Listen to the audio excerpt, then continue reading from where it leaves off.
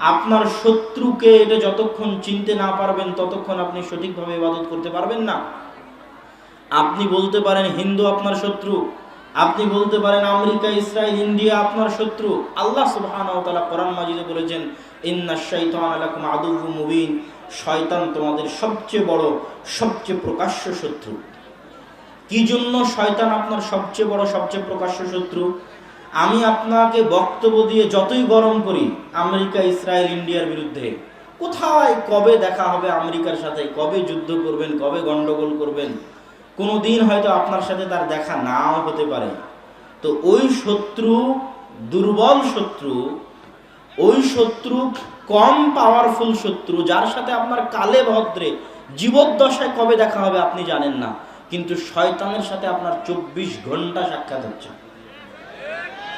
হুয়া আকরাব মিনক ওয়া আমেরিকা ওয়া ইসরাইল আবআদ মিনক, আমেরিকা ইসরায়েল আপনার থেকে অনেক দূরে, হাজার হাজার লাখ লাখ মাইল দূরে, কিন্তু আপনার পিছনে যে শয়তান আছে ও 24 ঘন্টা আপনার সাথে আছে। তাহলে ওর চেয়ে বড় শত্রু দুনিয়াতে আর কেউ নাই। আপনি পবিত্র কোরআনের প্রত্যেকটা পৃষ্ঠা উল্টাবেন, হাদিসের প্রত্যেকটা হাদিস পড়বেন গভীরভাবে। ইসলামকে যদি আপনি গভীরভাবে মনোযোগ দৃষ্টিতে দেখেন, তাহলে ইসলাম মানুষকে শুধু শয়তানের খপ্পর থেকে বাঁচাতে চেয়েছে। কোরআনের পৃষ্ঠায় পৃষ্ঠায়, পাতায় পাতায় আল্লাহ শয়তান থেকে মানুষকে সতর্ক করেছে। আল্লাহ রাসূল সাল্লাল্লাহু আলাইহি ওয়াসাল্লামের একটার পর একটা হাদিস দেখবেন মনে হবে সব হুকুম আহকাম শুধু শয়তান কেন্দ্রিক। রাসূল সাল্লাল্লাহু আলাইহি ওয়াসাল্লাম বলছেন, ইদা আকালা আহাদুকুম ওয়া লাম ইয়াযকুর ইসমাল্লাহ, যখন তোমাদের কেউ খাদ্য গ্রহণ করে, পানাহার গ্রহণ করে, আর আল্লাহর নাম না নেয়, ইয়াকুলু মাআহু শাইতান, তার সাথে শয়তান খায়। আর যদি আল্লাহর নাম নেয়, শয়তান খায় না। ইদা দাখালা আহাদুকুম ফি বাইতিহি, যখন তোমাদের কেউ কোনো বাড়িতে প্রবেশ করে, বাড়িতে প্রবেশ করার সময় লাম ইয়াযকুর ইসমাল্লাহ, আল্লাহর নাম নেয় না। আল্লাহর নাম মানে আসসালাম, এটা আল্লাহর নাম। সালাম শান্তি, সালাম আল্লাহর নাম, শান্তি আল্লাহর নাম। আসসালামু আলাইকুম, হে পরিবারবাসী, হে বাড়ির অধিবাসী, তোমাদের উপর আল্লাহর পক্ষ থেকে শান্তি অবতীর্ণ হোক। এইভাবে যখন সে আল্লাহর নাম না নেয়, তখন শয়তান চিৎকার করে বলে, সঙ্গী সাথী, এই বাড়ি তোমাদের থাকার জায়গা, এই বাড়ি তোমাদের খাবারের জায়গা, মাবিতুকুম ওয়া মাআশাকুম, তোমাদের রাতের থাকার জায়গা, তোমাদের রাতের আড্ডা দেওয়ার জায়গা, খাবারের জায়গা। দেখেন, যখন খাবার খেতে গেলেন তখন শয়তান, বাড়িতে ঢুকতে গেলেন তখন শয়তান। রাসূল সাল্লাল্লাহু আলাইহি ওয়াসাল্লাম বলছেন, যখন কেউ পেশাব পায়খানা করার জন্য বাথরুমে যায়, আর যদি আল্লাহুম্মা ইন্নী আউযু বিকা মিনাল খুবুসি ওয়াল খাবাইস না বলে বিসমিল্লাহ সহ, তাহলে শয়তান তাকে ক্ষতি করতে পারে। আর যদি বিসমিল্লাহ সহ বলে, শয়তান তার লজ্জায় স্থান দেখতে পাবে না। বাথরুমে ঢুকছেন তাও শয়তান, খাবার খাচ্ছেন তাও শয়তান, বাড়িতে ঢুকছেন তাও শয়তান, বাড়ি থেকে বের হবেন তাও শয়তান। প্রত্যেকটা হাদিস খুললে দেখবেন যে হাদিসে যেন দোয়া দরুদ আপনাকে দেওয়া আছে খালি শয়তান থেকে বাঁচানোর জন্য। তাহলে শয়তান কাল্পনিক না বাস্তব? বলেন তো। বাস্তব। শয়তানের বাস্তবতার উদাহরণ দিতে গিয়ে রাসূল সাল্লাল্লাহু আলাইহি ওয়াসাল্লাম বলছেন, যখন মানুষ ফজরের সময় ঘুমিয়ে থাকে আর আজান হয়, তখন শয়তান মানুষের ঘাড়ের কাছে গিয়ে বলে, নাম নাম নাম, ইন্নাল লাইলা তাবিল, রাত অনেক দীর্ঘ, এখনো সকাল হয়নি, ঘুমাও ঘুমাও। এই বলে তার ঘাড়ের কাছে গিরহ দেয়, গিট দেয়। এটা কাল্পনিক না বাস্তব? বাস্তব। হাদিসের প্রত্যেকটা পাতা উল্টাবেন, কোরআনের প্রত্যেকটা পৃষ্ঠা উল্টাবেন, গোটা কোরআন গোটা হাদিস খালি আপনাকে শয়তান থেকে বাঁচাতে চাচ্ছে। বাপরে বাপ, এই যে শয়তান, এই যে শয়তান, এই যে শয়তান, এই করো শয়তান থেকে বাঁচবা, এই করো শয়তান থেকে বাঁচবা। সুতরাং শয়তান কাল্পনিক কিছু নয়, বাস্তব। আর আপনার সবচেয়ে বড় শত্রু হচ্ছে শয়তান, আপনার মহাশত্রু হচ্ছে শয়তান। শয়তানকে আল্লাহ সুবহানাহু ওয়া তাআলা এত পাওয়ার, এত ক্ষমতা দিয়েছে যে রাসূল সাল্লাল্লাহু আলাইহি ওয়াসাল্লাম বলেছেন, মানুষের রগে রগে ইয়াজরি মাজরাদ দাম, মানুষের রক্ত নালীতে মানুষের রগের মধ্যে, রক্ত নালীর মধ্যে চলার ক্ষমতা আল্লাহ সুবহানাহু ওয়া তাআলা শয়তানকে দিয়েছেন। ওয়াসওয়াসা, অন্তরে ওয়াসওয়াসা দেওয়ার ক্ষমতা আল্লাহ শয়তানকে দিয়েছেন। আপনার অন্তর পরিচালনা করার ক্ষমতা মানুষের হাতে আল্লাহ দেয়নি। আপনার অন্তরে ওয়াসওয়াসা দেওয়ার ক্ষমতা, পথ ভ্রষ্ট করার ক্ষমতা আল্লাহ শয়তানকে দিয়েছেন। এত ক্ষমতা, এত পাওয়ার কি জন্য আল্লাহ সুবহানাহু ওয়া তাআলা শয়তানকে দিলেন? এটাই পরীক্ষা। এটা একটা খেলার মতো। আপনি একটা খেলার ঘরে আছেন, যেখানে পরীক্ষার ঘরে আছেন। এখানে আপনি প্রতিযোগিতা দিচ্ছেন, খেলার প্রতিযোগিতায় অংশগ্রহণ করেছেন। হাজারো লাখো যুবক আছে যারা মোবাইলে গেম খেলে।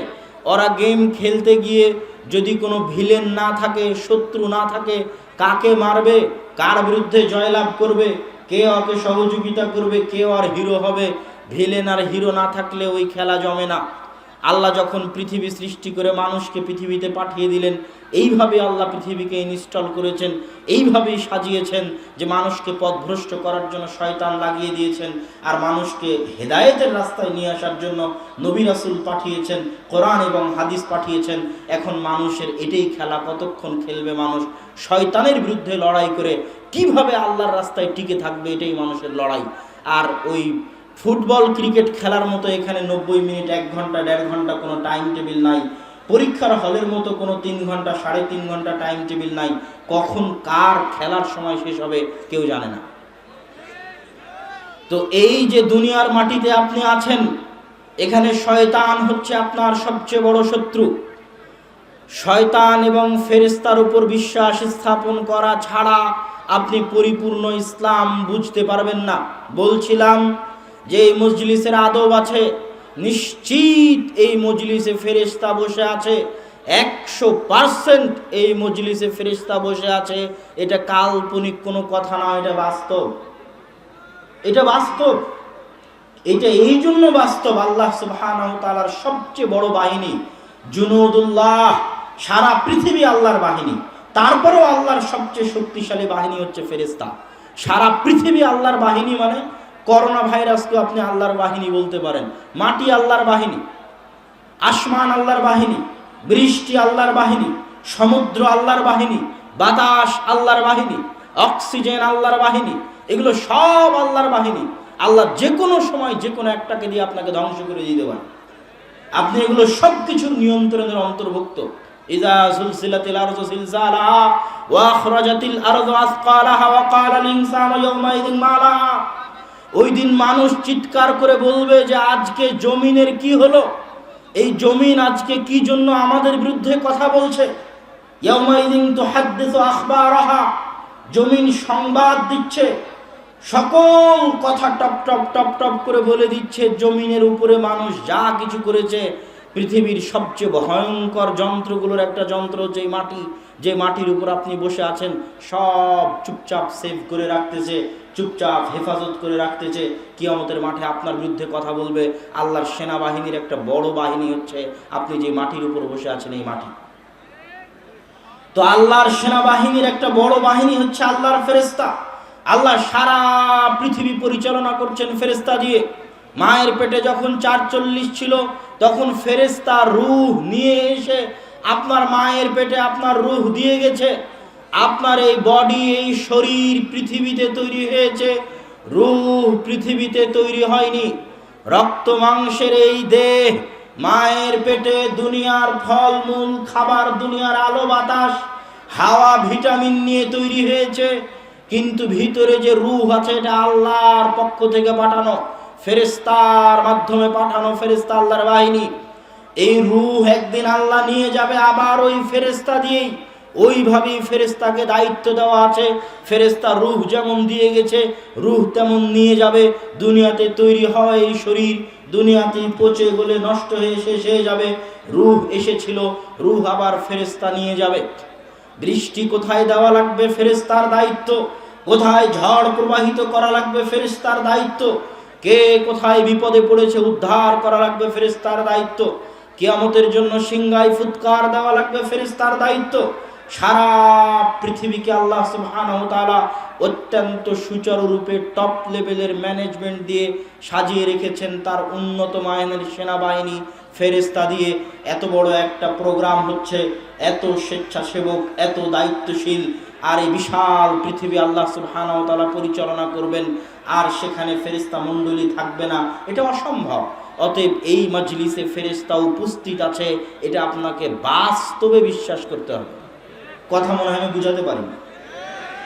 যখন আপনি নিজে বাস্তবে বিশ্বাস করবেন যে আপনার কাছে দুইজন ফেরেশতা সব সময় থাকে আপনার সাথে, যখন আপনি বাস্তবে বিশ্বাস করবেন যে সকালে ঘুম থেকে উঠতে পারছেন না, এটা আপনি মনে করছেন আরামের জন্য ল্যাপের নিচে ঘুমিয়ে থাকবো, এটা আমার আরাম, এটা ডাহা মিথ্যা কথা। আপনি যতক্ষণ এই ধোকায় থাকবেন যে আপনি নিজের আরামের জন্য সকালে ঘুমিয়ে থাকছেন, ততক্ষণ আপনি পথ ভ্রষ্টই থাকবেন। আপনাকে জানতে হবে এই আরাম আপনার নিজের আরাম নয়, কেউ একজন আছে যে আপনাকে মনে করাচ্ছে যে এর মধ্যে আরাম আছে, সেটা শয়তান। ও হচ্ছে শয়তান। আপনার কানে যখন গানের আওয়াজ ভালো লাগে, তখন আপনি যদি মনে করেন আমাকে গান শুনতে ভালো লাগছে, ডাহা মিথ্যা কথা। আপনার কানে জুইয়িনা, আপনার কানে সুন্দর করে ভালো লাগার মতো করে পেশ করার শক্তি আল্লাহ শয়তানকে দিয়ে রেখেছে। আপনি যেই দিন বুঝতে পারবেন এটা আমার ভালো লাগা নয়, শয়তান আমাকে ভালো লাগাচ্ছে, শয়তান আমাকে ভালো লাগানোর চেষ্টা করছে, যেই দিন আপনি বুঝতে পারবেন এটা আমার আরামায়েশ নয়, শয়তান আমাকে আরাম দেওয়ানোর চেষ্টা করছে, গান বাজনা বলেন, বাদ্যযন্ত্র বলেন, দুনিয়ার আরামায়েশ বলেন, সব শয়তান মানুষকে মত্ত রাখে। এই জন্য, কি জন্য? আলহাকুমুত তাকাসুর হাত্তা যুরতুমুল মাকাবির, তোমাদেরকে আল্লাহ ইউলহি ভুলিয়ে রাখা হয়। ছোট বাচ্চা যখন কান্না করে মায়ের দুধ নিবে এই জন্য, ছোট বাচ্চা যখন কান্না করে খাবার খাবে এই জন্য। বাচ্চাকে আপনি এখন খাবার থেকে ভুলিয়ে রাখবেন, মায়ের দুধ ছাড়ানোর চেষ্টা করছেন, দুধ থেকে ভুলিয়ে রাখবেন। ভুলিয়ে রাখার জন্য আপনি মোবাইলে কিছু অন করে দিলেন, ভুলিয়ে রাখার জন্য কোলে করে বাইরে নিয়ে যেয়ে এটা ওটা দেখাতে লাগলেন। এই যে আপনি বাচ্চাকে খেলনা দিয়ে, মোবাইল দিয়ে বাইরে নিয়ে গিয়ে তার চাওয়া থেকে ভুলিয়ে রাখছেন, আলহাকুমুত তাকাসুর। এইভাবে মানুষকে খেলনা বস্তু বানিয়ে, ছোট বাচ্চা বানিয়ে শয়তান মানুষকে ভুলিয়ে রাখে তার মৃত্যুর কথা। হাত্তা যুরতুমুল মাকাবির, গান দিয়ে ভুলিয়ে রাখে মানুষ তুমি একদিন মারা যাবে। রাতে ফেসবুক চালাতে চালাতে ঘুমায়, ভুলিয়ে রাখে যে মানুষ তুমি একদিন মারা যাবে। তাসের আড্ডায় থাকে, জুয়ার আড্ডায় থাকে, মদের আড্ডায় থাকে, বিড়ির আড্ডায় থাকে, মানুষকে ভুলিয়ে রাখে শয়তান যে মানুষ তুমি একদিন মারা যাবে। আলহাকুমুত তাকাসুর, ছোট বাচ্চাকে যেভাবে ভুলিয়ে রাখা হয়, শয়তান মানুষকে ওইভাবে ভুলিয়ে রাখে। হাত্তা যুরতুমুল মাকাবির, মৃত্যুর কথা ভুলিয়ে রাখে। আর এই ভুল ভেঙে যাবে সেই দিন, যেই দিন মানুষ নিজে স্বচক্ষে মৃত্যুকে দেখবে, যেই দিন মানুষ নিজে স্বচক্ষে কবরে চলে যাবে, মুখে কবরের মাটি চাপা পড়বে, সেই দিন মানুষ শয়তানের এই ধোঁকা থেকে বেরিয়ে আসতে পারবে। বলছিলাম, ততক্ষণ পর্যন্ত আপনি দিনের রাস্তায় আসতে পারবেন না যতক্ষণ না আপনি শয়তান এবং ফেরেশতার উপর বিশ্বাস স্থাপন করবেন। আর এত লম্বা কথা আলোচনা করলাম এই জন্য, আপনি যেই মাজলিসে বসে আছেন এই মাজলিসে ফেরেশতা বসে আছে, যেই মাজলিসে ফেরেশতা বসে আছে আপনাকে সেই মাজলিসের আদব রক্ষা করতে হবে, ফেরেশতাদের সম্মান বজায় রাখতে হবে। এটা কাল্পনিক কথা নয়, এটা বাস্তব কথা। অতএব ফেরেশতাদের সম্মান বজায় রক্ষার্থে আপনাকে মজলিসের সম্মান বজায় রাখতে হবে। কথা না বলে, বিশৃঙ্খলা না করে চুপচাপ বসে বক্তব্য শোনার চেষ্টা করতে হবে। আজকে আপনাদের অত্র আলোচনা অনুষ্ঠানে আমার সংক্ষিপ্ত বক্তব্যের বিষয়বস্তু as-সালাত, সালাত। সালাতের উপর গুরুত্বপূর্ণ ব্যতিক্রম কিছু কথা আপনাদের কানে, আপনাদের মাথায়, আপনাদের বিবেকে দেওয়ার ছোট্ট চেষ্টা করব। ওমা তৌফিক ইল্লা বিল্লাহ, ইনশাআল্লাহুল আজিজ। আল্লাহ সুবহানাহু ওয়া তাআলা যদি চান, ইনশাআল্লাহ। সালাত সম্পর্কে কথা বলতে গিয়ে সর্বপ্রথম যেটা বলতে হবে সেটা হচ্ছে, আল্লাহ সুবহানাহু ওয়া তাআলা ইসলামে যতগুলো বিধান দিয়েছেন, ইসলাম আর ঈমান দুটোর মধ্যে পার্থক্য আছে। ঈমান হচ্ছে মানুষের অন্তরের বিষয়, ছয়টা বিষয় মনে মনে বিশ্বাস করতে হয়, যার একটা আজকে আপনাদের বিশ্বাস করানোর চেষ্টা করলাম, সেটা হচ্ছে ফেরেশতা। ছয়টা বিষয় মনে মনে বিশ্বাস করতে হয়, এটা ঈমান। আর ইসলাম হচ্ছে বাহ্যিক ইবাদত, পাঁচটা জিনিস বাহ্যিকভাবে করতে হয়, তাহলে আপনি মুসলমান। আর ওই পাঁচটা ইবাদত বাহ্যিকভাবে না করলে, অন্তরে ঈমান থাকলেও আপনাকে মুসলমান বলে গণ্য করা হবে না। ওই পাঁচটা বাহ্যিক ইবাদত আপনারা জানেন, মুখে কালেমার উচ্চারণ, সালাত, সিয়াম, হজ, যাকাত। এই পাঁচটা ইবাদতের মধ্যে শাহাদাতাইন, কালেমাতুশ শাহাদা বাদে যে চারটা ইবাদত আছে প্রকাশ্য বাহ্যিক, এই চারটা ইবাদতের দুইটা ইবাদত আল্লাহর দয়া, আল্লাহর রহমতের সাথে সম্পৃক্ত, আর দুইটা ইবাদত আল্লাহর ক্ষমতা, আল্লাহর দাপট, আল্লাহর পাওয়ারের সাথে সম্পৃক্ত। যে দুটি আল্লাহর দয়া, আল্লাহর রহমতের সাথে সম্পৃক্ত, তার একটা হচ্ছে সিয়াম। আল্লাহ সুবহানাহু ওয়া তাআলা, নবী, রাসূল, কোন খলিফা, কোন শাসক, কোন ব্যক্তি কাউকে জোর করে সিয়াম পালন করাতে পারবে না। ও যদি দিনের বেলা গোপনে পানি খেয়ে নেয়, ঠেকানোর কেউ নাই। এই জন্য সিয়ামের সম্পর্ক আল্লাহর দয়ার সাথে, আল্লাহর ভালোবাসার সাথে, আল্লাহর রহমতের সাথে। হজ মানুষ আগ্রহের সাথে, আবেগের সাথে মানুষ হজ করতে যায়। হজের সম্পর্ক আল্লাহর শাসন ক্ষমতার সাথে নয়, আল্লাহর দয়া, আল্লাহর ভালোবাসার সাথে। আল্লাহর ঘর দেখতে যাবে মানুষ জীবনে একবার, এটা হচ্ছে আল্লাহর ভালোবাসার সাথে মানুষের সম্পর্ক। কিন্তু দুটো ইবাদত এমন আছে যেটা আল্লাহর শাসন, আল্লাহর দাপট, আল্লাহর ক্ষমতা, আল্লাহর পাওয়ারের সাথে সম্পৃক্ত। তার একটা হচ্ছে সালাত, একটা হচ্ছে যাকাত। আদায় করতেই হবে, আদায় না করলে পিটিয়ে আদায় করানো হবে। যদি আদায় না করে জেলখানায় ভর্তি করা হবে। জেলখানায় গিয়ে যদি আদায় না করে তাহলে তাকে হত্যা করা হবে। খলিফা তাকে হত্যা করবে, তার রক্ত প্রবাহিত করবে, তার বিরুদ্ধে যুদ্ধ করবে যদি সালাত ছেড়ে দেয়, যদি যাকাত ছেড়ে দেয়। এই জন্য এই দুইটা ইবাদত আল্লাহর শাসন ক্ষমতা, আল্লাহর পাওয়ারের সাথে সম্পৃক্ত। আল্লাহ যেই সামাজিক ব্যবস্থা চান ইসলামের মাধ্যমে, ওই সামাজিক ব্যবস্থা সালাত ছাড়া কল্পনা করা সম্ভব নয়। আল্লাহ যে অর্থনৈতিক ব্যবস্থা চান ইসলামের মাধ্যমে, ওইটা যাকাত ছাড়া কল্পনা করা সম্ভব নয়।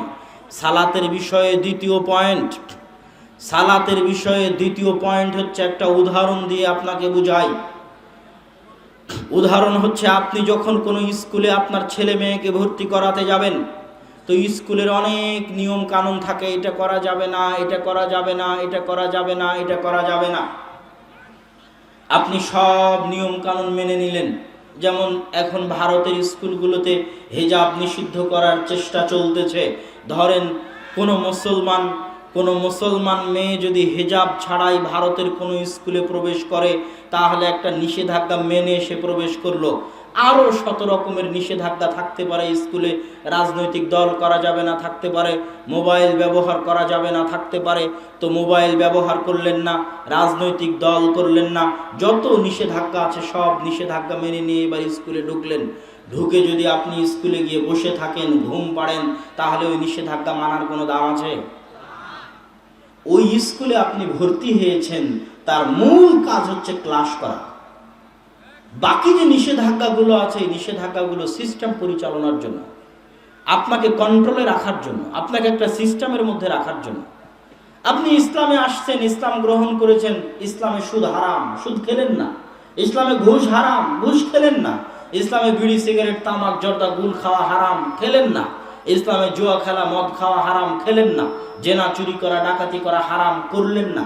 পৃথিবীতে এরকম হাজারো, লাখো, শত হিন্দু, খ্রিস্টান, ইহুদি আছে যারা মদ খায় না, যারা সুদ খায় না, যারা ঘুষ খায় না, যারা জেনা ব্যভিচারে লিপ্ত হয় না, যারা চুরি করে না, যারা মিথ্যা কথা বলে না। এরকম কি নাই অমুসলিম?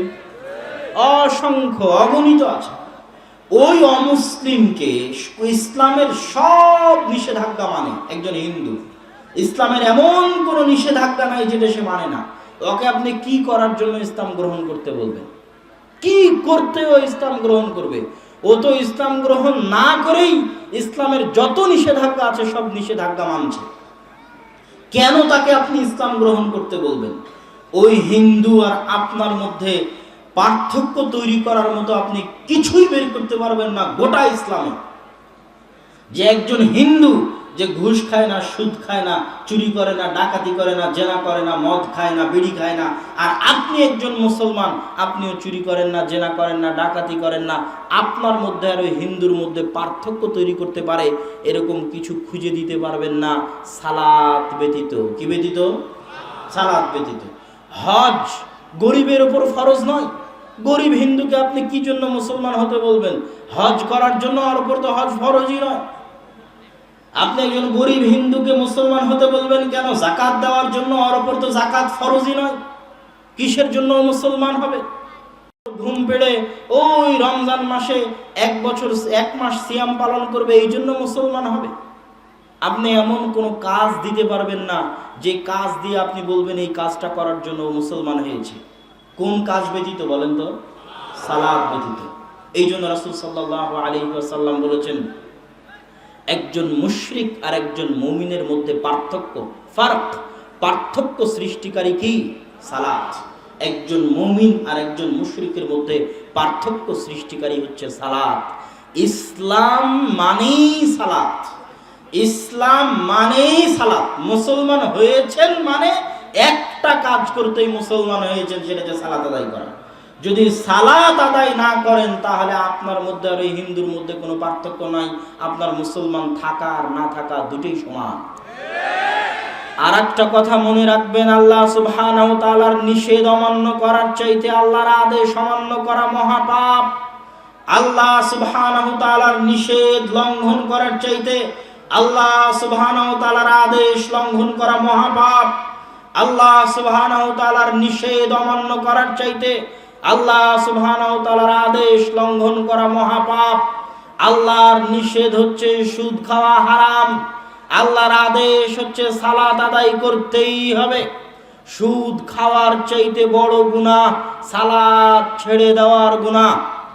আল্লাহর নিষেধ হচ্ছে ঘুষ খাওয়া হারাম, আল্লাহর আদেশ হচ্ছে সালাত আদায় করতে হবে। ঘুষ খাওয়ার চাইতে বড় গুনাহ সালাত ছেড়ে দেওয়ার গুনাহ। আল্লাহর নিষেধ হচ্ছে মদ খাওয়া, বিড়ি, সিগারেট, গুল, জর্দা খাওয়া হারাম, আল্লাহর আদেশ হচ্ছে তোমাকে সালাত আদায় করতে হবে। মদ খাওয়ার গুনাহের চাইতে সালাত ছেড়ে দেওয়ার গুনাহ বড়। আল্লাহর নিষেধ হচ্ছে জেনা করা যাবে না, আল্লাহর আদেশ হচ্ছে সালাত আদায় করতে হবে। জেনা করার চাইতে বড় গুনাহ সালাত ছেড়ে দেওয়ার গুনাহ। আল্লাহর আদেশ অমান্য করা, আল্লাহর নিষেধ অমান্য করার চাইতে বড়।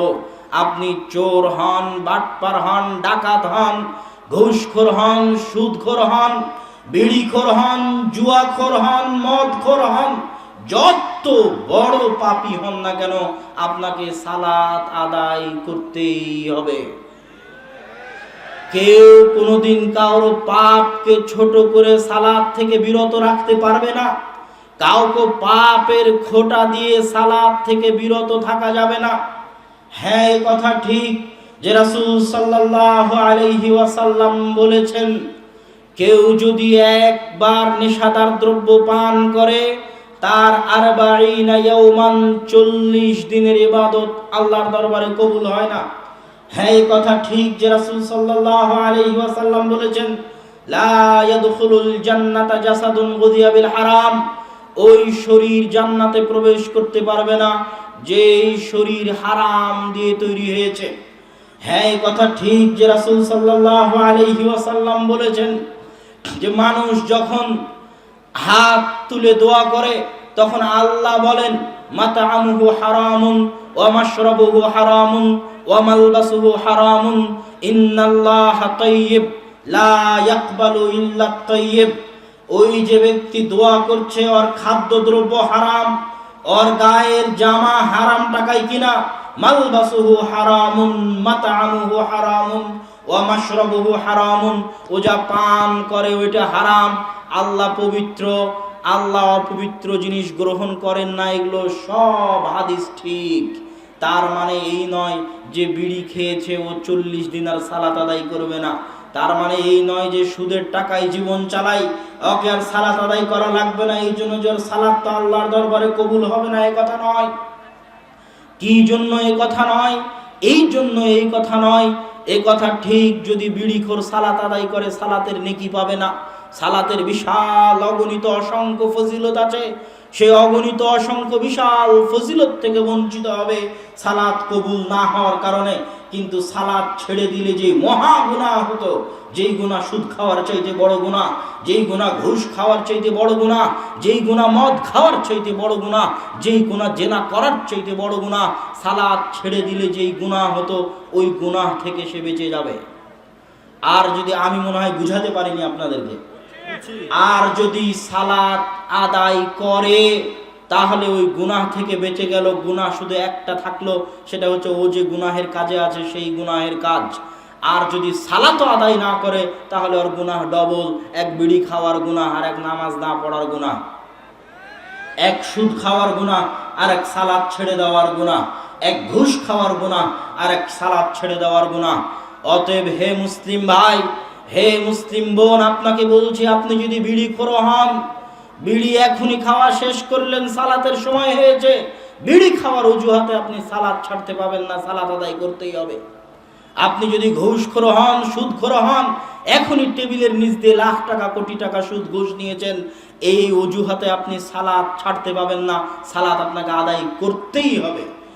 এখনই যদি আপনি বেশ্যালয় থেকে বের হয়ে আসেন, ওই অজুহাতে সালাত পরিত্যাগ করতে পাবেন না, সালাত আপনাকে আদায় করতেই হবে। সালাতের বিকল্প কিছু নাই, সালাত আদায় করতেই হবে। যত বড় পাপী হন, যত বড় পাপিষ্ঠ হন, কি জন্য সালাত পরিত্যাগ করা যাবে না? এই সালাতই যদি ধরে রাখেন আপনি, এই সালাত একদিন আপনাকে গুনাহ থেকে বিরত রাখবেই রাখবেই রাখবেই ইনশাআল্লাহ। কি জন্য এই সালাত আপনাকে গুনাহ থেকে বিরত রাখবে? মানুষ জানে না। কোরআনের এই আয়াতের ব্যাখ্যা মানুষ বুঝতে পারে না যে ইন্নাস সালাতা তানহা আনিল ফাহশাই ওয়াল মুনকার, সালাত মানুষকে গুনাহ থেকে বিরত রাখতে পারে, আল্লাহ কোরআনে বলছেন। কিন্তু মানুষে জানে না, মানুষে বুঝে না। কিভাবে সম্ভব?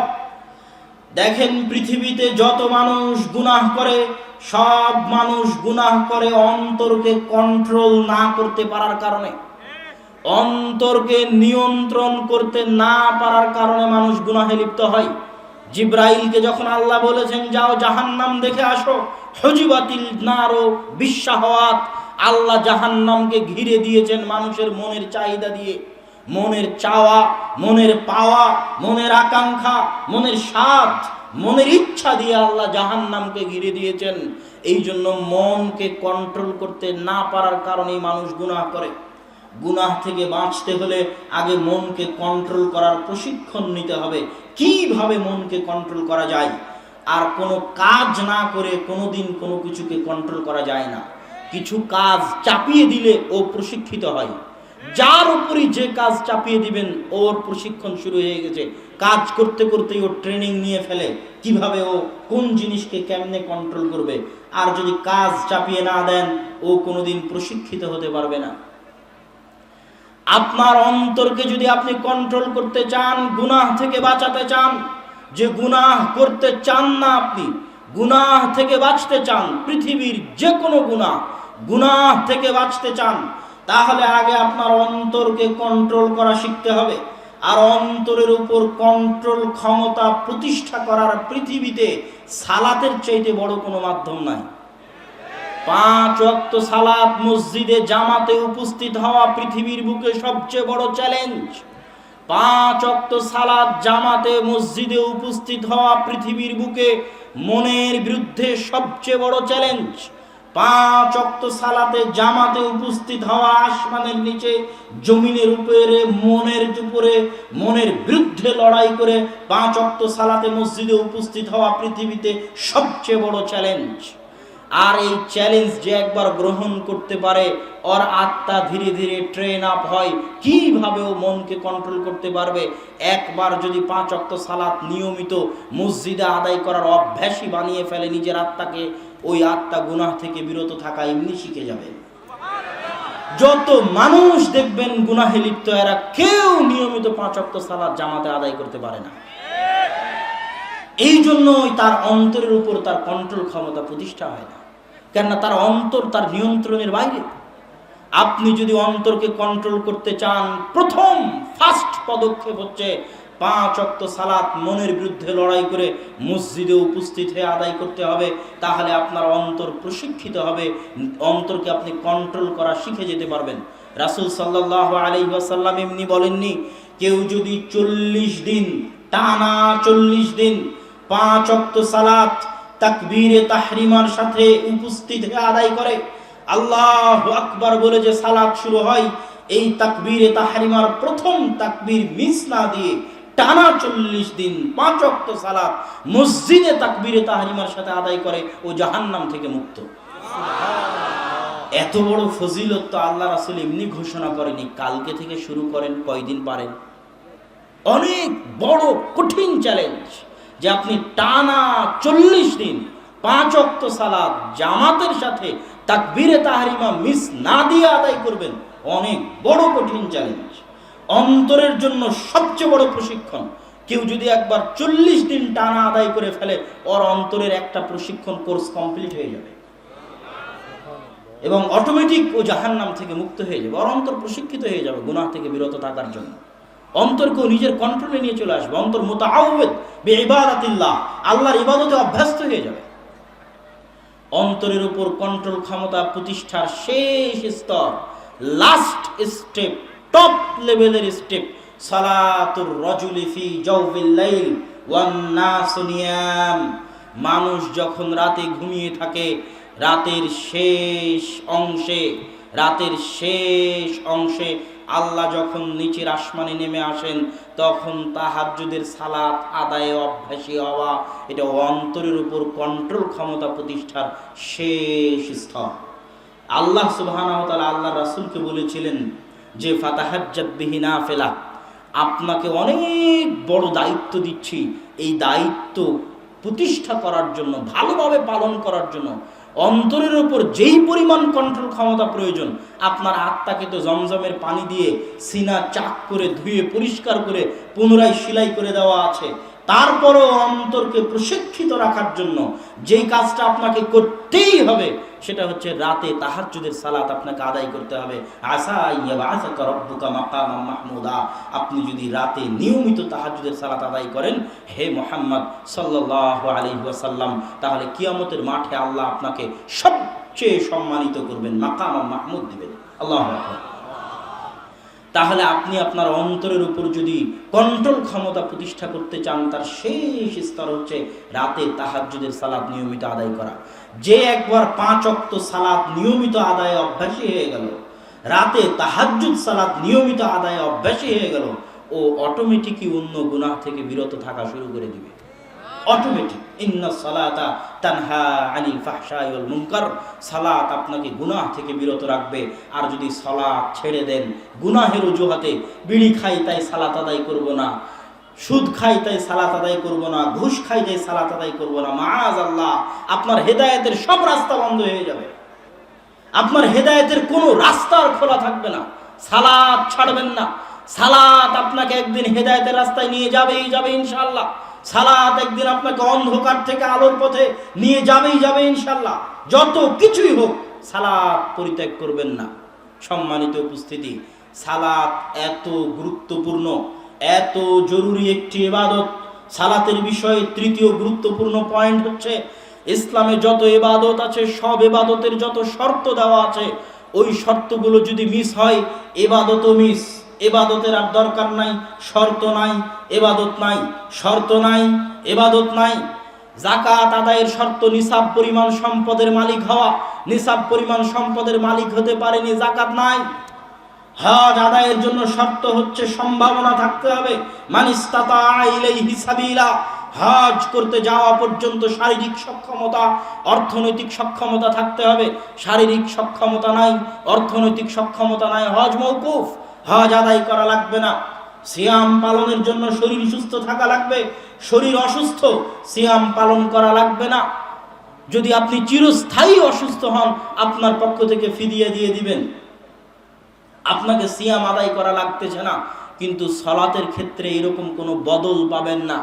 সালাতের ক্ষেত্রে কোনো বদলি পাবেন না, কোনো ফিদিয়া পাবেন না, কোনো কাফারা পাবেন না। অন্য সব কিছুতে কাফারা পেতে পারেন, এটা হয়নি এটার কাফারা এটা দাও, এটা হয়নি এটার কাফারা এটা দাও, এটা করতে পারোনি এর কাফারা এটা দাও, এর ফিদিয়া এটা দাও। সালাতের কোনো ফিদিয়া, কোনো কাফারা কিচ্ছু পাবেন না। সালাতের সব শর্ত যদি মওকুফ হয়ে যায়, সব শর্ত যদি বাতিল হয়ে যায়, তবুও সালাত বাতিল হবে না। সালাতের জন্য পবিত্র হওয়া জরুরি। পবিত্র হওয়ার জন্য ওযু করতে হয়। বড় পবিত্র হওয়ার জন্য, বড় অপবিত্র থেকে পবিত্র হওয়ার জন্য গোসল করতে হয়। স্ত্রীর সাথে সহবাস করেছেন, রাতে স্বপ্ন দোষ হয়েছে, বড় অপবিত্র, গোসল করার পানি নেই, তায়াম্মুম করবেন, তায়াম্মুম করার মাটি নেই। যদি গোসল করার পানি না থাকে, তায়াম্মুম করার মাটি না থাকে, সালাত কি বাতিল হয়ে যাবে? সালাত মওকুফ হবে না। আপনাকে পবিত্র কাপড়ে সতর ঢেকে সালাত আদায় করতে হয়, পবিত্র কাপড় নাই। হাজারো যুবকের অভিযোগ, আমার প্যান্টে পেশাব লেগে আছে। এই পেশাব লেগে থাকা প্যান্ট কি সালাত মওকুফ হওয়ার অজুহাতের জন্য যথেষ্ট? পৃথিবীতে এমন কিছু নাই যে অজুহাত দিয়ে আপনি সালাতকে মওকুফ করতে পারবেন। শুধু অপবিত্র প্যান্ট কেন, প্যান্টই নাই, সতর ঢাকার মতো কাপড় নাই, উলঙ্গ অবস্থায় আছেন, অথচ সালাত আদায়ের জন্য সতর ঢাকতে হয়, সতর ঢাকার কাপড় নাই, সালাত কি মওকুফ হয়ে যাবে? সালাত মওকুফ হবে না। কেবলামুখী হয়ে সালাত আদায় করতে হয়। আপনি কেবলা চিনতে পারছেন না, এখন কেবলা কোন দিকে জানি না, এই অজুহাতে কি সালাত মওকুফ হয়ে যাবে? এই অজুহাতে কি সালাত মওকুফ হবে? কি বলেন? এই অজুহাতে সালাত মওকুফ হবে না। আপনাকে আরো ভালো করে বোঝানোর জন্য বলি, সবগুলো জিনিস যদি এক জায়গায় একত্রিত হয়, সব কল্পনা করেন আপনি ইরাকের, আফগানিস্তানের গুয়ান্তানামো, ইরাকের আবু গারিব কারাগারে বন্দী আছেন। রাতে আপনার স্বপ্ন দোষ হয়েছে, পবিত্র হওয়ার মতো পানি নেই, পবিত্র হওয়ার মতো মাটি নেই, আপনার গায়ে কোনো কাপড় নেই, আপনি উলঙ্গ অবস্থায়, বড় অপবিত্র অবস্থায়, অজু করার পানি নেই, তায়াম্মুম করার মাটি নেই, গায়ে কোনো কাপড় নেই। যেই জেলখানায় আছেন ওই জেলখানার মাটি অপবিত্র, ইবাদত করার মতো পবিত্র কোনো জায়গা নেই। আপনি চেনেন না কেবলা কোন দিকে, আপনার উপরে এত অত্যাচার করা হয়েছে, আপনি দাঁড়িয়ে ইবাদত করতে পারেন না, সালাত দাঁড়িয়ে আদায় করতে হয়। আমি দাঁড়াতে পারি না, সালাত মওকুফ হয়ে যাবে? বসে আদায় করতে হয়, বসতে পারি না, সালাত মওকুফ হবে? শুয়ে আদায় করতে হয়, পুরো শরীর প্যারালাইজড, একটা হাত পা কিচ্ছু নড়ে না, সালাত মওকুফ হয়ে যাবে? এমন কোনো পরিবেশ পৃথিবীতে নাই যেখানে সালাত মওকুফ হতে পারে। ওই আবু গারিব কারাগারে বন্দী হয়ে অপবিত্র, বড় অপবিত্র অবস্থায়, গায়ে একটা জামা কাপড় কিচ্ছু নাই, কেবলা চিনে না, জায়গা অপবিত্র, দাঁড়িয়ে পড়তে পারে না, বসে পড়তে পারে না, শুয়ে আছে, হাত পা কিচ্ছু নড়ে না। যতক্ষণ হুঁশ আছে ততক্ষণ পর্যন্ত আপনার কি মনে হয় ওর মধ্যে একটা শর্ত পূরণ হয়নি সালাত আদায়ের জন্য? একটা শর্ত। ও ওযু করতে পারেনি, তায়াম্মুম করতে পারেনি, ছোট অপবিত্র নয়, বড় অপবিত্র, রাতে স্বপ্ন দোষ হয়েছে, গায়ে কাপড় নাই, জায়গা অপবিত্র, কেবলা চেনে না, দাঁড়িয়ে আদায় করতে পারে না, বসে পারে না, শুয়ে হাত পা নড়াতে পারে না অত্যাচারের কারণে। শুধু তাই নয়, ও যদি বলে যে আমার সূরা ফাতিহা মুখস্থ নাই, সূরা ফাতিহা ছাড়া সালাত হয় না, তো সূরা ফাতিহা মুখস্থ না থাকার অভিযোগে অজুহাতে কি সালাত মওকুফ হয়ে যাবে? ওর কোরআনের একটা সূরাও মুখস্থ নাই, ওর সালাত মওকুফ হয়ে যাবে? সব শর্ত যদি ওই ব্যক্তির মধ্যে বাতিল হয়ে যায়, একটা শর্ত পাওয়া যায়নি, তবুও তাকে সালাত আদায় করতেই হবে।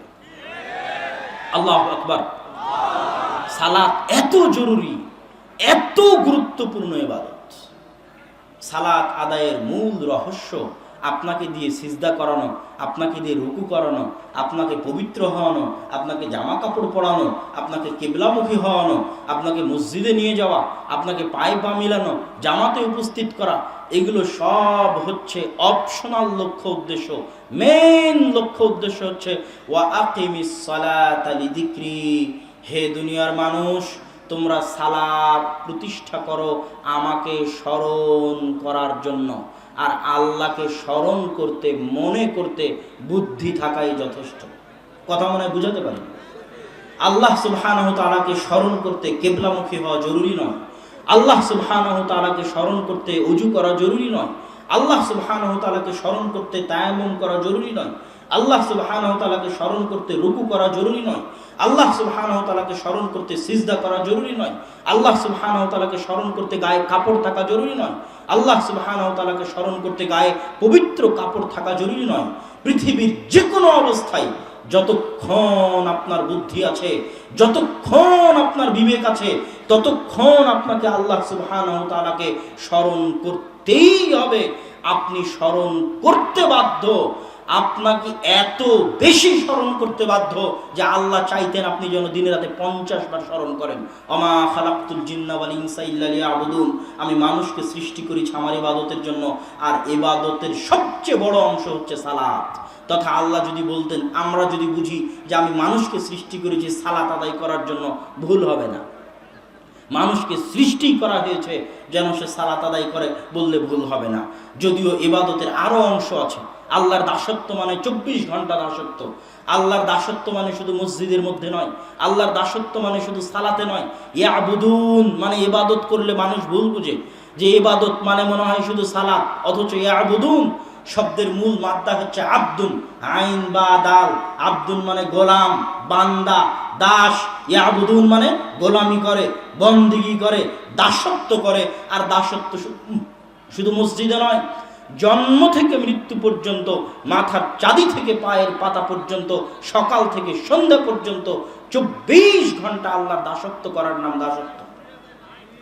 আর আল্লাহ সুবহানাহু ওয়া তাআলার দাসত্ব হচ্ছে সবচেয়ে মজার, সবচেয়ে বড় আজাদি, সবচেয়ে বেশি স্বাধীনতা, সবচেয়ে বেশি আত্মসম্মান, সবচেয়ে বেশি আত্মমর্যাদা, সবচেয়ে বেশি আত্ম অহংকার, সবচেয়ে বেশি ভারাত্ম, সবচেয়ে বেশি ব্যক্তিত্ব ওই ব্যক্তির মধ্যে থাকবে যে যত বেশি আল্লাহর দাস।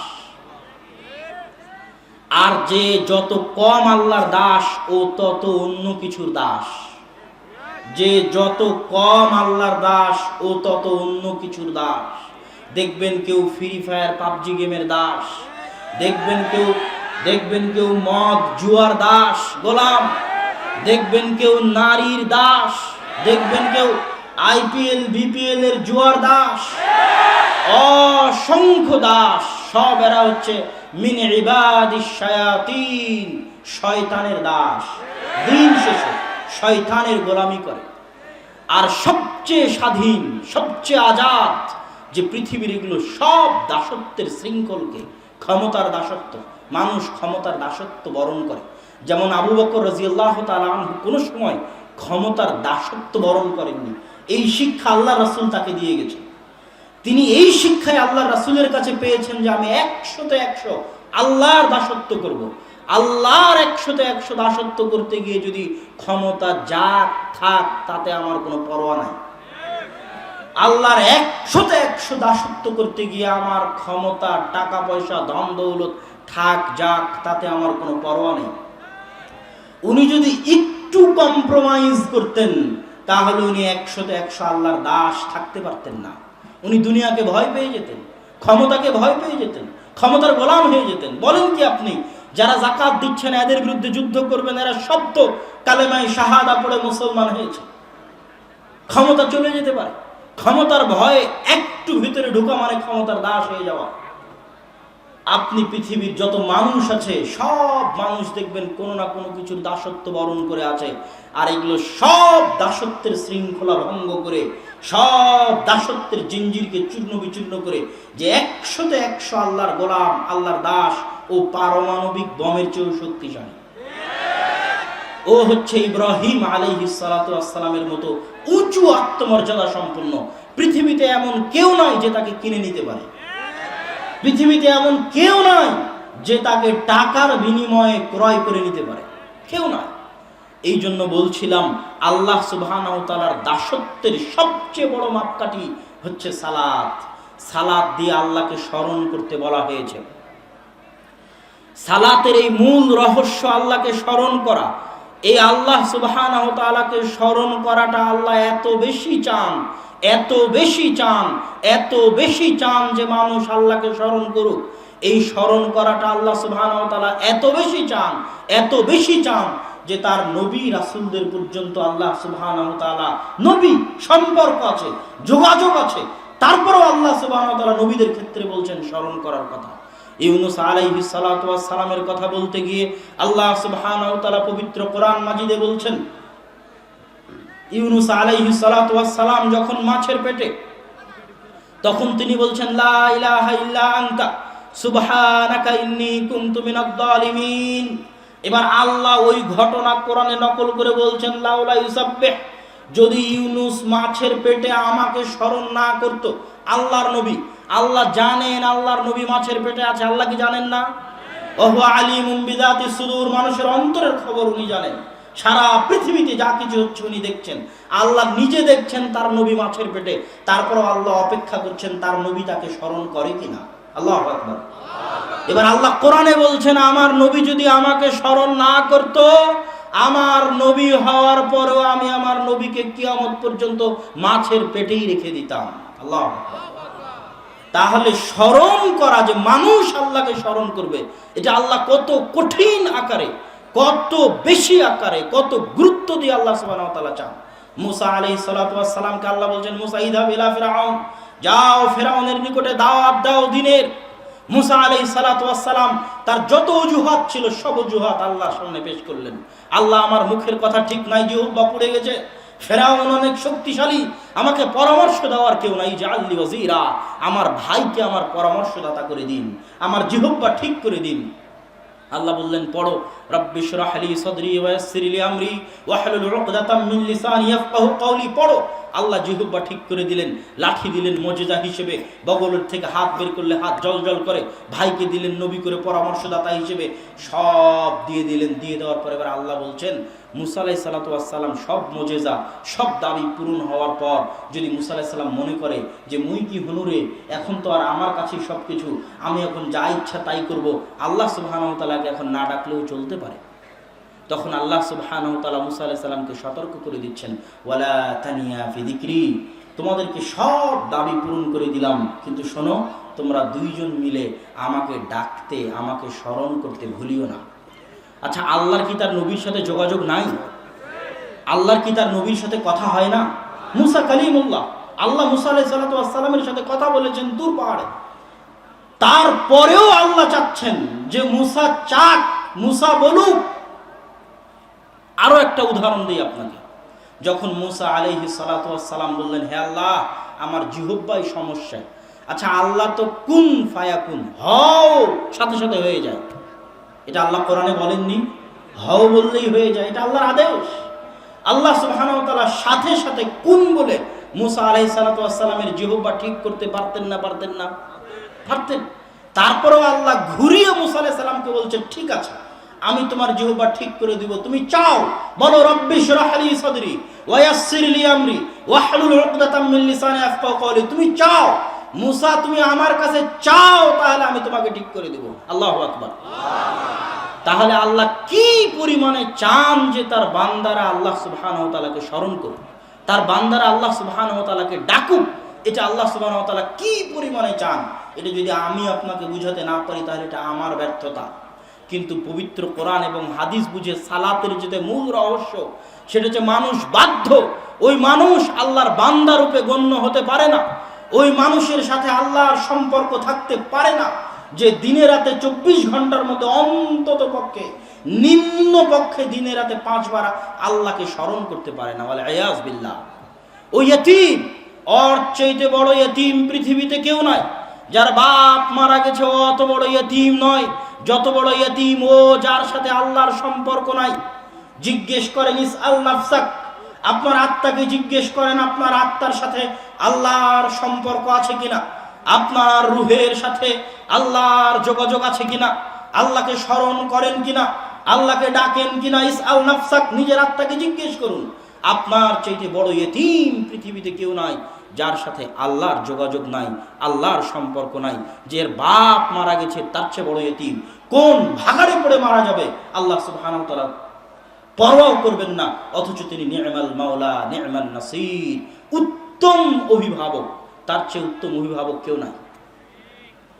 আপনার সবচেয়ে প্রিয়, সবচেয়ে কাছের, সবচেয়ে নিকটের, সবচেয়ে ভালোবাসার, সবচেয়ে আপন আপনার সৃষ্টিকর্তা আল্লাহ সুবহানাহু ওয়া তাআলা। রাসূল সাল্লাল্লাহু আলাইহি ওয়াসাল্লাম একটা হাদিস বলতে গিয়ে বলছেন যে মানুষ যখন আল্লাহকে স্মরণ করে, আল্লাহর দিকে ফিরে যায়, তখন আল্লাহ কত খুশি হন। এখানে আমি আপনাকে আবারও বলি, এই রূহ কিন্তু পৃথিবীতে সৃষ্টি হয়নি, আল্লাহর পক্ষ থেকে পাঠানো। এই রূহ কিন্তু আল্লাহর কাছে সাক্ষ্য দিয়েছিল, আলাস্তু বিরব্বিকুম ক্বালু বালা। রূহ কিন্তু বলেছিল, হ্যাঁ আমরা সাক্ষ্য দিচ্ছি আপনি আমাদের প্রতিপালক। এই জন্য রূহ কিন্তু জন্মগতভাবে, তাবিঈভাবে, ফিতরাতানভাবে আল্লাহর দিকে ফিরে যেতে চায়। কিন্তু শয়তানের প্ররোচনায় পড়ে মানুষ যখন গুনাহ করে, তখন রূহের উপর অত্যাচার হয়। রব্বানা যালামনা আনফুসানা, এই বাক্যের শাব্দিক অনুবাদে কোথাও পাবেন না যে আল্লাহ আমরা গুনাহ করেছি। আল্লাহুম্মা ইন্নী যালামতু নাফসি, এই বাক্যের শাব্দিক অনুবাদে কোথাও পাবেন না যে আল্লাহ আমরা গুনাহ করেছি।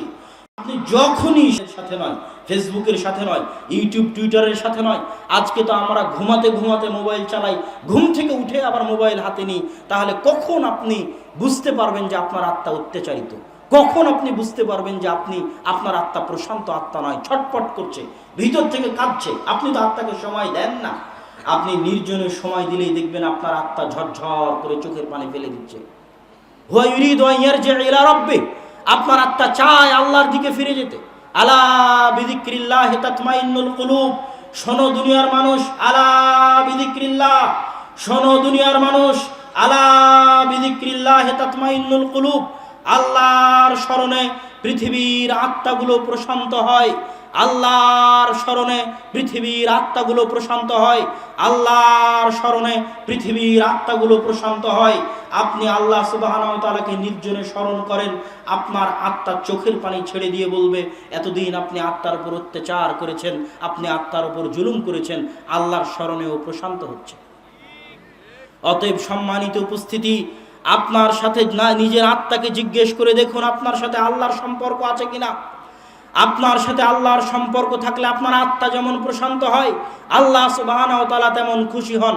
আল্লাহ সুবহানাহু ওয়া তাআলা এত খুশি হন, এত খুশি হন, এত খুশি হন যে রাসূল সাল্লাল্লাহু আলাইহি ওয়াসাল্লাম বলছেন যে নির্জন মরুভূমিতে একবার রাস্তা হারিয়ে গেলে মানুষ কোনোদিন পথ খুঁজে পাবে না। ওই মরুভূমির মধ্যেই ঘুরতে ঘুরতে মারা যাবে, এটা আজকেও সম্ভব। মরুভূমিতে আপনি একবার ভিতরে ঢুকে গেলে আর খুঁজে বের হয়ে আসতে পারবেন না।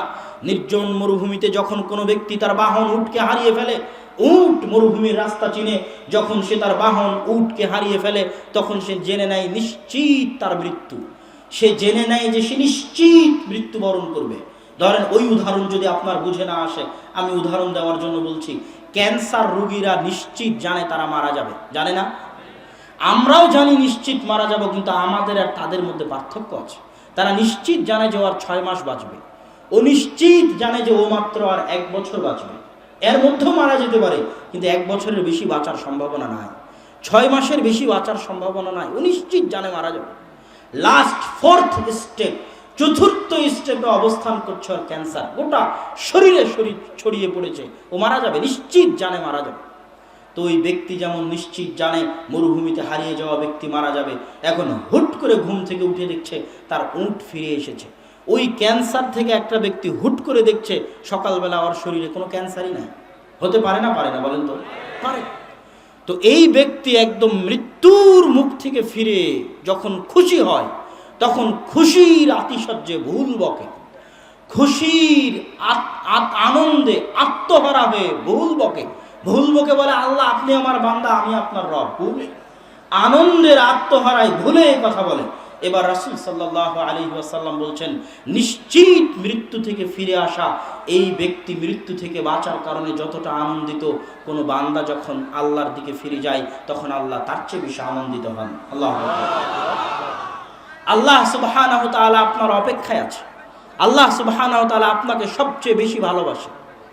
আল্লাহ সুবহানাহু ওয়া তাআলা রাতের শেষ অংশে এসে বলেন, ডাকেন, হাল মিন মুস্তাগফিরিন ইস্তাগফিরুনি, আছে কি কোনো ক্ষমা প্রার্থনাকারী যে ক্ষমা চায়? হাল মিন মুস্তারজিকিন ইস্তারজিকুনি, আছে কি কোনো রিজিক প্রার্থনাকারী রিজিক চায়?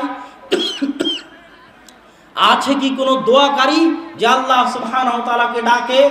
আল্লাহ বান্দার এত নিকটে, তিনি বান্দাকে এত বেশি ভালোবাসেন, এত বেশি ভালোবাসেন। ওয়াল্লাহি আল্লাহর কসম, আপনি বিশ্বাস করবেন, আপনার মা, আপনার বাবা, আপনার সন্তান সন্ততি সকলের চাইতে আপনার প্রতিপালক আল্লাহ সুবহানাহু ওয়া তাআলা আপনাকে বেশি ভালোবাসেন। এটা আপনাকে বিশ্বাস করতে হবে। কি জন্য? আপনি হচ্ছেন আল্লাহর বান্দা, আপনি হচ্ছেন আল্লাহর সৃষ্টিজীব। বান্দার সাথে প্রতিপালকের সম্পর্ক ডাইরেক্ট কানেকশন আপনার সাথে আল্লাহ সুবহানাহু ওয়া তাআলার। কোনো মাধ্যম, কোনো লিঙ্ক, কোনো ওয়াস্তা লাগে না। কোরআন মাজিদের একটা আয়াত পড়লে আপনি বুঝবেন যে আল্লাহ আপনাকে কতখানি ভালোবাসে। ওই আয়াতটার গূঢ় জিনিস আপনাকে অনুভব করতে পারতে হবে।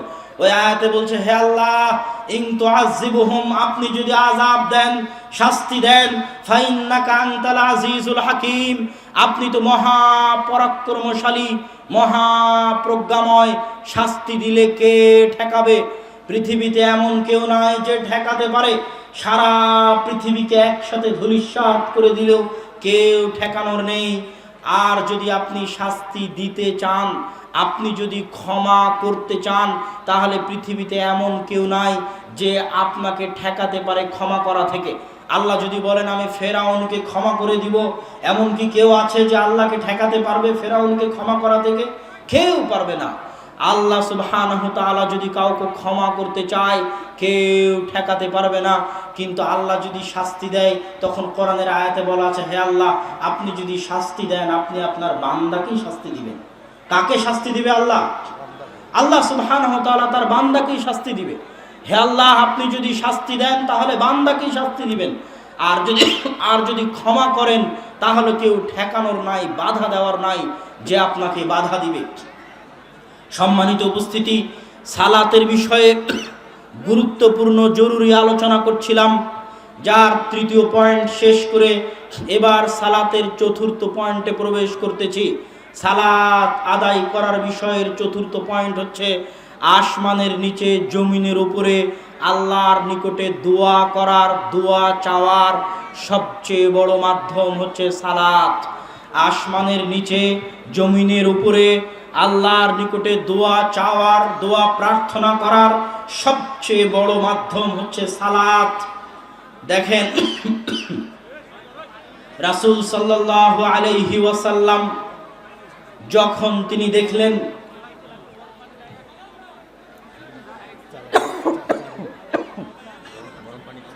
চা দিলে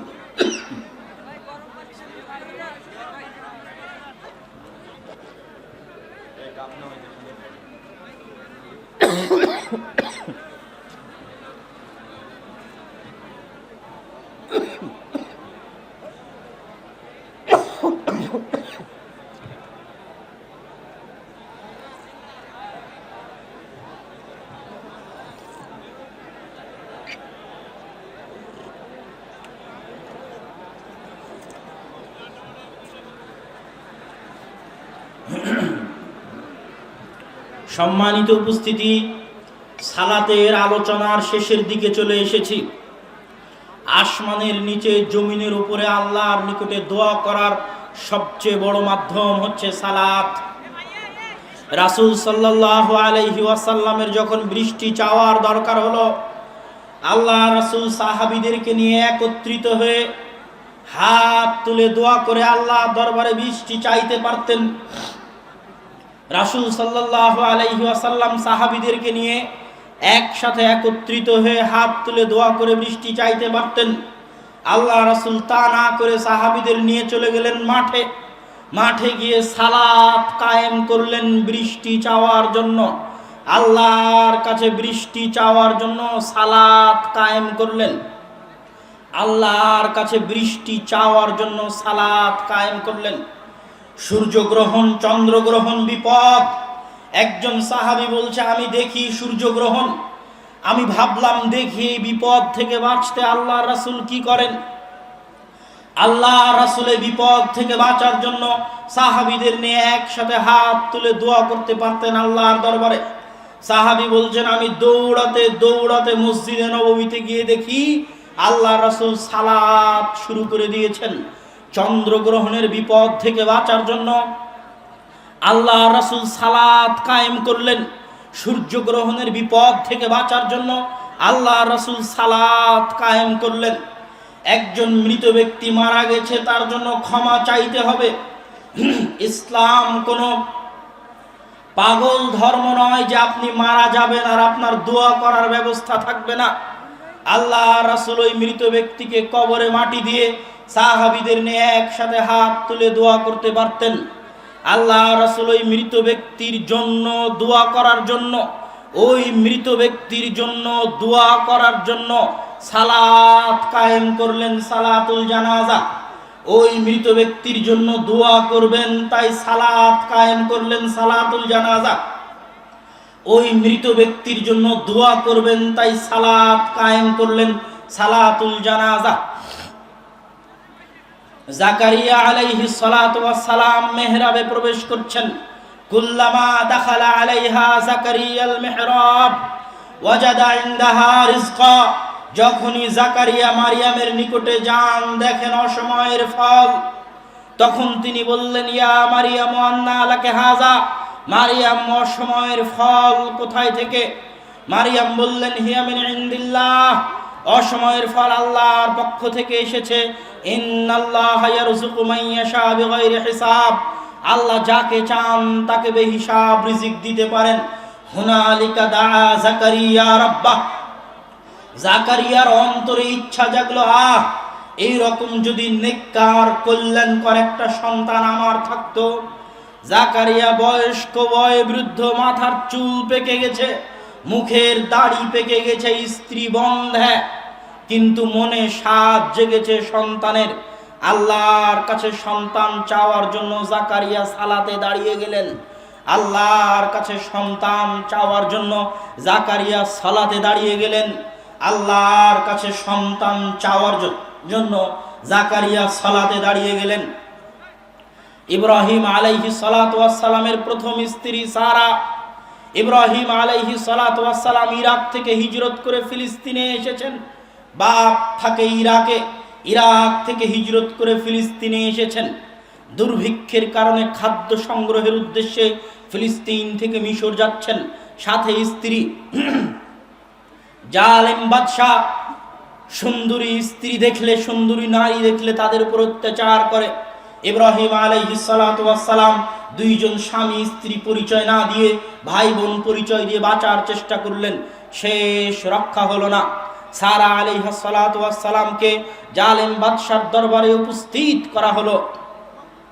সারা পৃথিবীতে ওই সময় সারাকে উদ্ধার করতে পারবে এরকম কেউ ছিল না। আজকে আপনি বিপদে পড়লে 10 জনকে মোবাইলে বলতে পারবেন, আমি বিপদে পড়লে 10 জনকে ফোন দিয়ে বলতে পারবো, ভাই আসেন বাঁচান। ওই সময় সারাকে বাঁচাবে ওই বিপদ থেকে। সারার মতো একজন মহিয়সী, মহতী, পবিত্রা, সতী, সাধবী, নারীর ইজ্জতকে রক্ষা করবে, আব্রুকে রক্ষা করবে, এরকম কেউ নাই। অসহায় স্বামী বাইরে অপেক্ষা করছে, আর জালিম বাদশার নির্জন দরবারে পুত পবিত্র নারী সারা তার এই অত্যাচার থেকে বাঁচতে চায়, তার এই জুলুম থেকে বাঁচতে চায়, তার ইজ্জত, তার আব্রুকে রক্ষা করতে চায়। সারা তার ইজ্জত আব্রু রক্ষা করার জন্য সালাতে দাঁড়িয়ে গেলেন। পৃথিবীতে যখন তার সহযোগিতা করার কেউ নাই, তখন আল্লাহর কাছে সহযোগিতা চাওয়ার জন্য সারা সালাতে দাঁড়িয়ে গেলেন। পৃথিবীতে যখন তার সহযোগিতা করার কেউ নাই, তখন সারা নিজের ইজ্জত রক্ষা করার জন্য, আল্লাহর সহযোগিতা পাওয়ার জন্য সালাতে দাঁড়িয়ে গেলেন। রাসূল সাল্লাল্লাহু আলাইহি ওয়াসাল্লাম যখনই কোনো বিপদের সম্মুখীন হতেন, বাদারা ইলা সালাহ, সাথে সাথে সালাতে দাঁড়িয়ে যেতেন। আল্লাহ রাসূল যখনই কোনো বিপদের মুখোমুখি হতেন, তখনই তিনি সালাতে দাঁড়িয়ে যেতেন। আসমানের নিচে, জমিনের উপরে আল্লাহ সুবহানাহু ওয়া তাআলার নিকটে চাওয়া যেতে পারে, দোয়া করা যেতে পারে। সালাতের চাইতে বড় কোনো মাধ্যম আসমানের নিচে, জমিনের উপরে নাই। যেই সালাত দিয়ে মানুষ আল্লাহর কাছে চাইতে পারে, যেই সালাত দিয়ে মানুষ আল্লাহর কাছে দোয়া করতে পারে। দুঃখজনক হলেও সত্য, সালাত শব্দের অর্থ হচ্ছে দোয়া। সালাত শব্দের অর্থ হচ্ছে দোয়া।